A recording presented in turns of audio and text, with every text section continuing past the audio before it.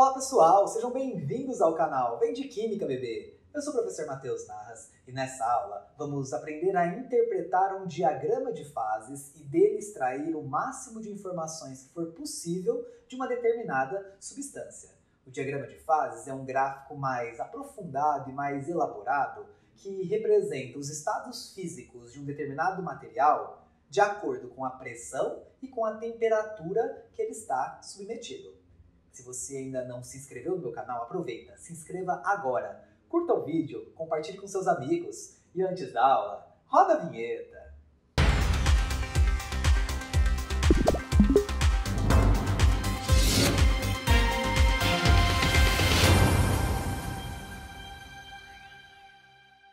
Para a gente começar a falar sobre os diagramas de fases, eu vou mostrar para vocês aqui um exemplo genérico, que poderia ser para qualquer substância, mas a intenção aqui é que a gente conheça quais são os principais pontos e regiões que um diagrama de fase normalmente apresenta.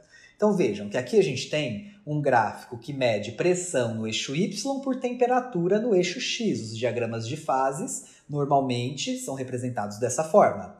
Vejam que a gente tem três curvas que se encontram num ponto D ali. Cada curva e cada encontro de curvas, ela vai delimitar regiões muito importantes para a gente nesse tipo de diagrama. Então, quando a gente analisa essas três regiões que são formadas nesse diagrama, chamadas de regiões A, B e C, a gente tem as regiões que representam os três estados físicos fundamentais da matéria.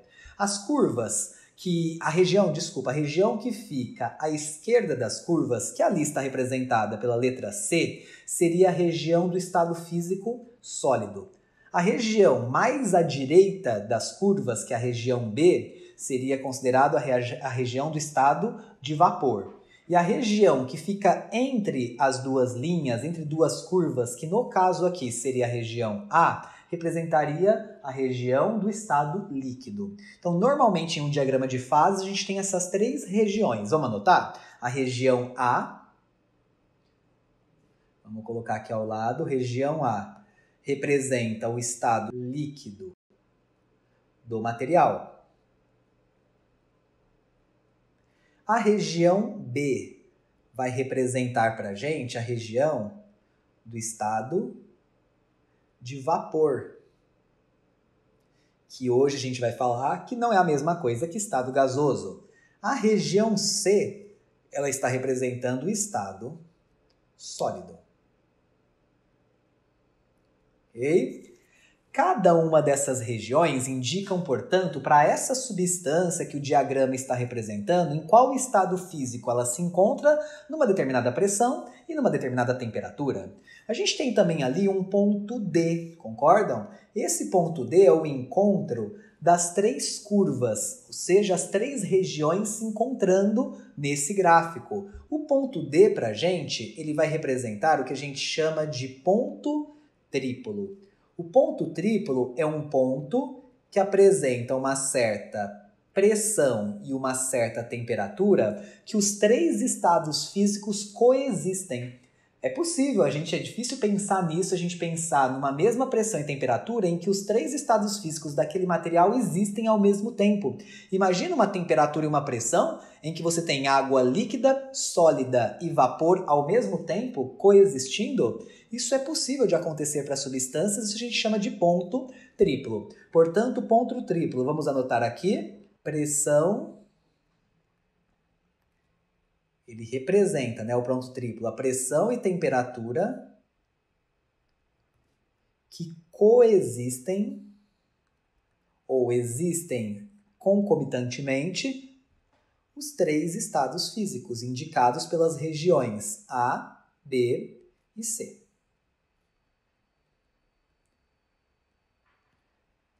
As regiões, elas são delimitadas por essas curvas, concordam? Portanto, as curvas elas vão indicar um momento de limite entre um estado físico e outro. Portanto, se eu estou pensando nesse limite aqui, nessa curva que eu estou pintando de laranjado, essa curva delimita o estado sólido e o estado líquido. Portanto, se você pensar num momento de transição do ponto C para o ponto A, da região C para a região A, a gente está pensando ali na mudança do estado sólido para o estado líquido, que a gente chama de fusão. Concordam comigo?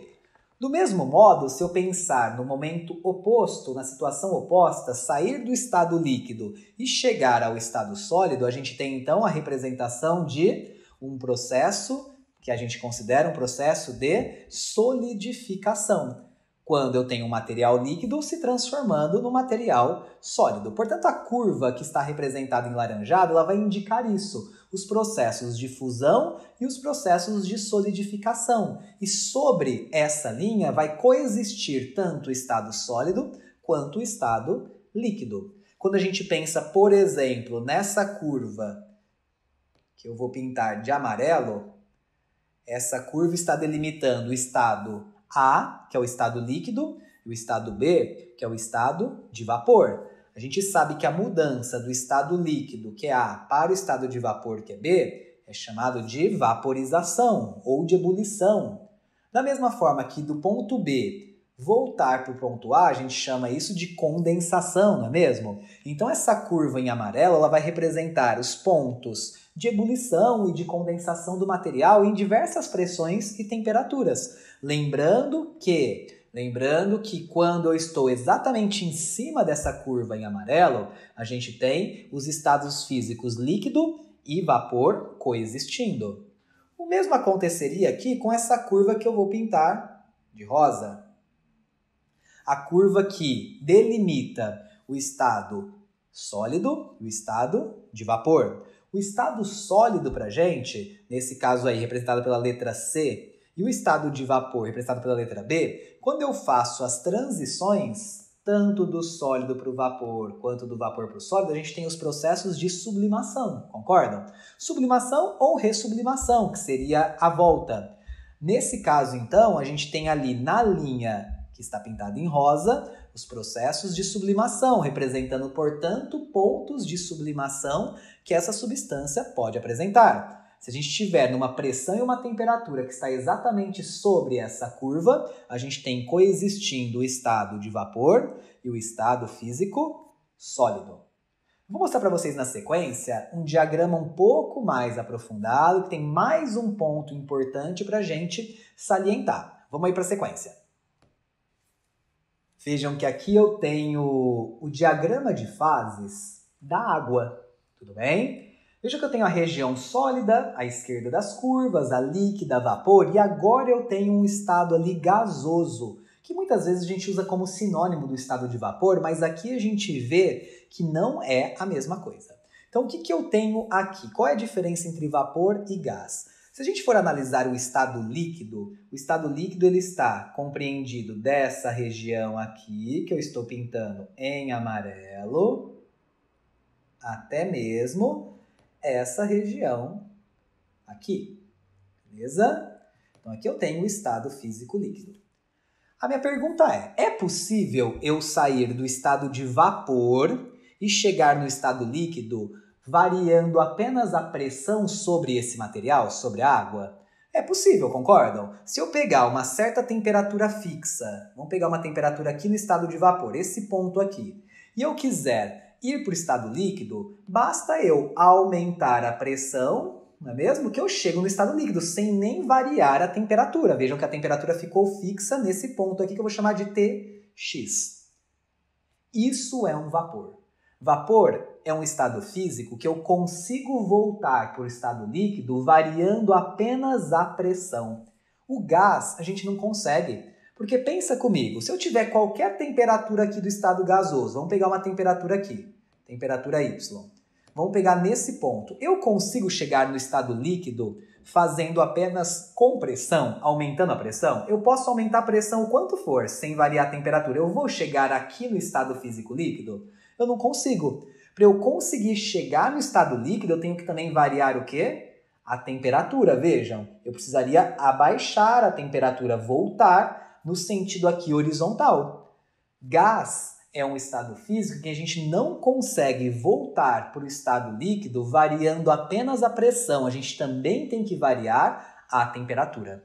Então existe uma diferença muito limite ali entre o estado de vapor e o gasoso, que é esse. E isso acontece sempre a partir de um certo ponto, que a gente chama aqui de ponto crítico. É a temperatura crítica, a partir dessa temperatura a gente tem o estado gasoso e não mais o estado de vapor. Vejam que aqui a temperatura crítica está representada por Tc. A partir de Tc, à direita, a gente tem o estado gasoso, não é mesmo? Então, essa é a diferença de gás para vapor. Vamos anotar aqui? Vapor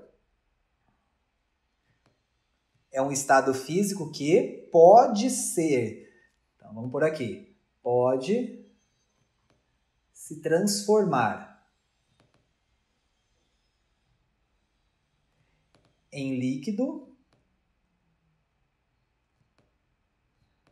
apenas com a variação da pressão. Apenas com a variação da pressão eu consigo fazer um vapor se transformar em um líquido. Um gás? Jamais. Um gás não pode ser transformado em líquido ou não pode se transformar em líquido. Não pode se transformar em líquido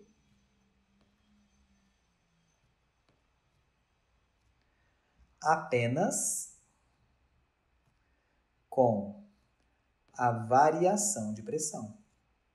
Não se esqueçam que também é necessário fazer a alteração da temperatura.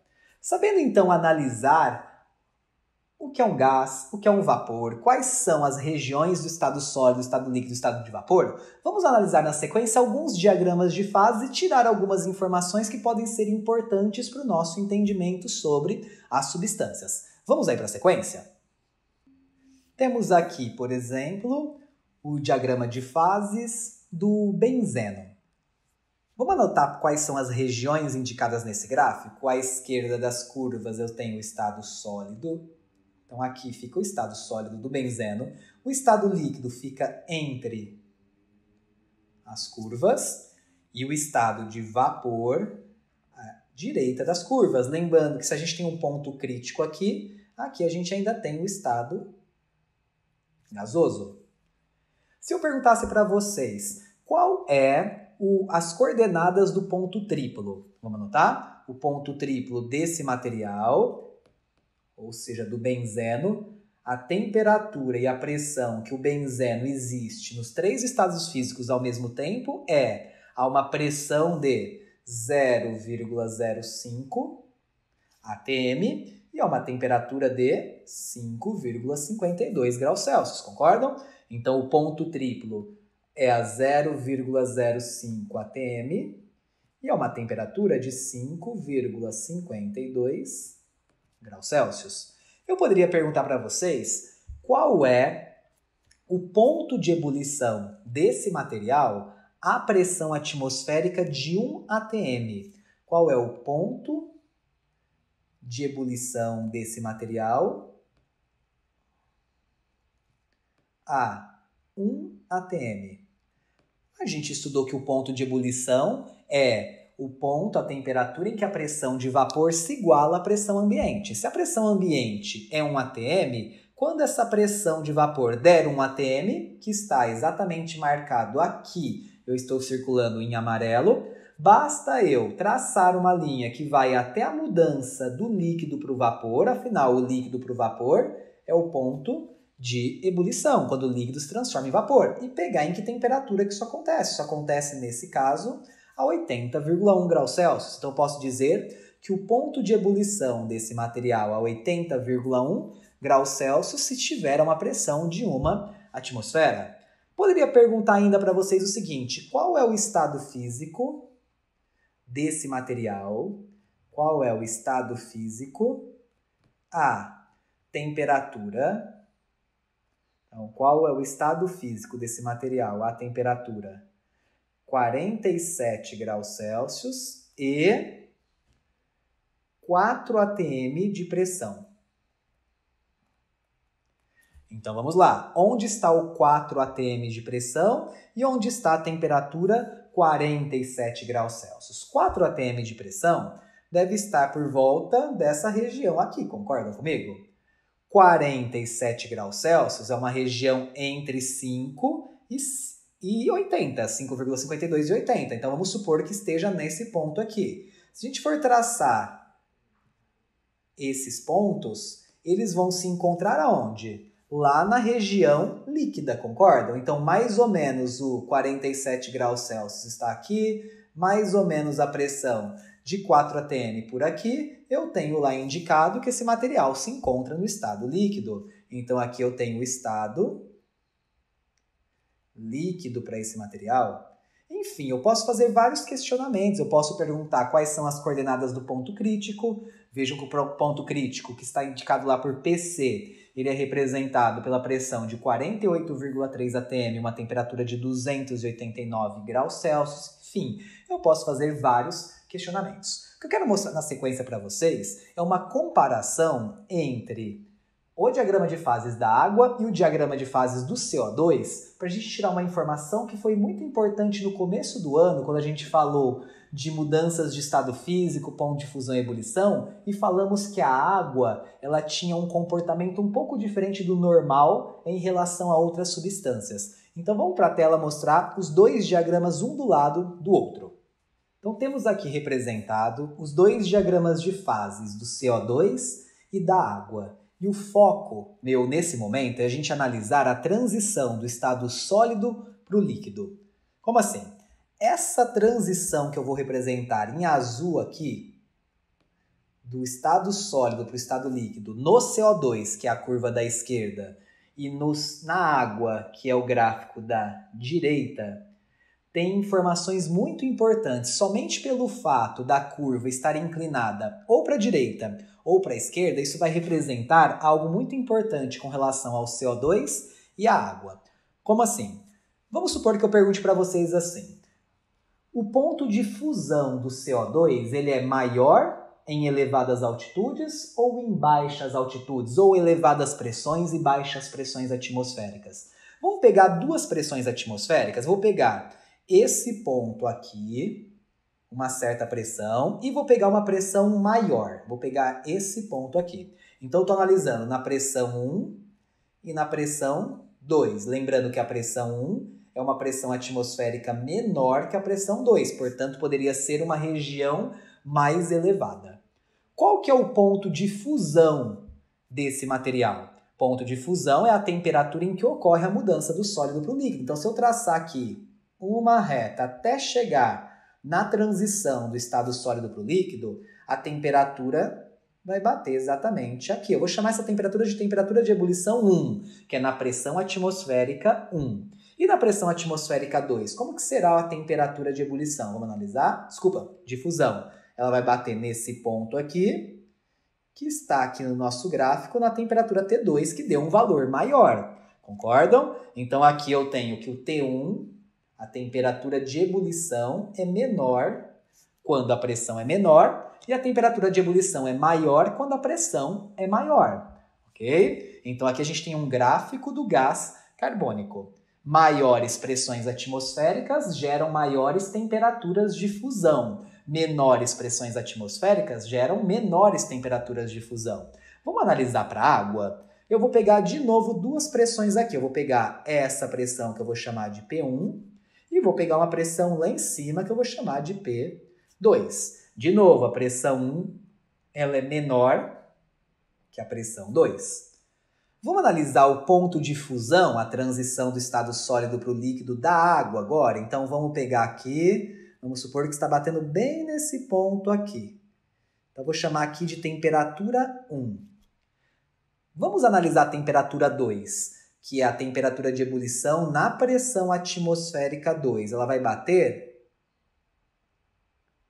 aqui. Que conclusão que eu chego agora? Que a temperatura de ebulição no caso 1 é superior à temperatura de ebulição no caso 2, percebem? Diferente do gás carbônico. Então a conclusão que eu chego, isso eu falei em uma aula, na aula de ponto de fusão e ebulição, quando eu citei a água, eu falei para vocês assim, a água ela tem uma temperatura de ebulição maior quando a pressão atmosférica é menor.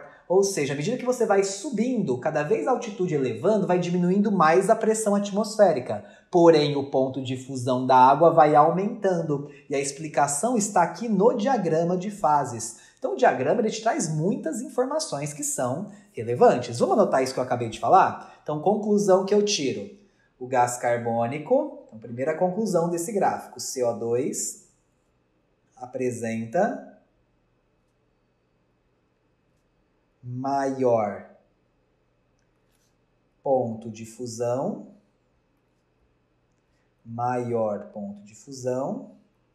em regiões com maiores pressões atmosféricas. Lembrando que as pressões atmosféricas são maiores quanto mais fundo a gente está, quanto mais próximo do nível do mar.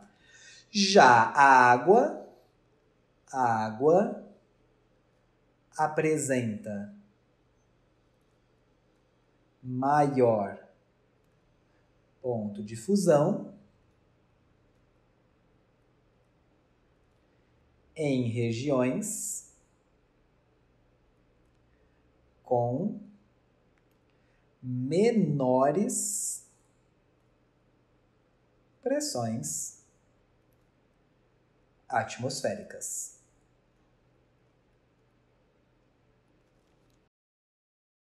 Eu poderia aqui ficar questionando várias coisas a respeito do diagrama de fases. Não é muito a intenção. A intenção é que você saiba interpretar e consiga perceber o que cada região desse gráfico traz de informação sobre aquela substância.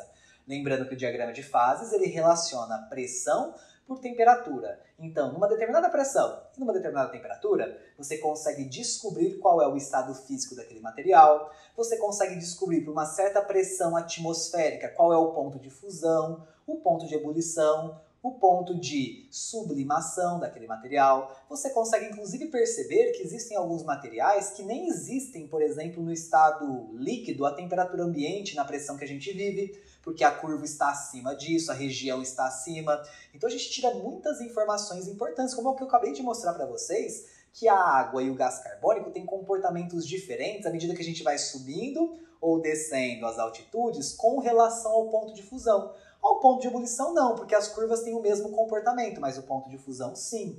Então existem muitas informações que podem ser retiradas de um diagrama de fases. Saber interpretar e tirar essas informações é fundamental. Quanto mais vocês treinam exercícios desse assunto, com certeza mais bagagem, mais segurança vocês têm na hora de fazer esse tipo de interpretação. Então aqui a gente encerra a nossa aula de diagrama de fases e a nossa playlist de propriedades coligativas. Se você curtiu essa aula, se te ajudou, compartilhe com seus amigos, se inscreva no canal, curta o vídeo e eu te espero na nossa próxima aula. Até lá!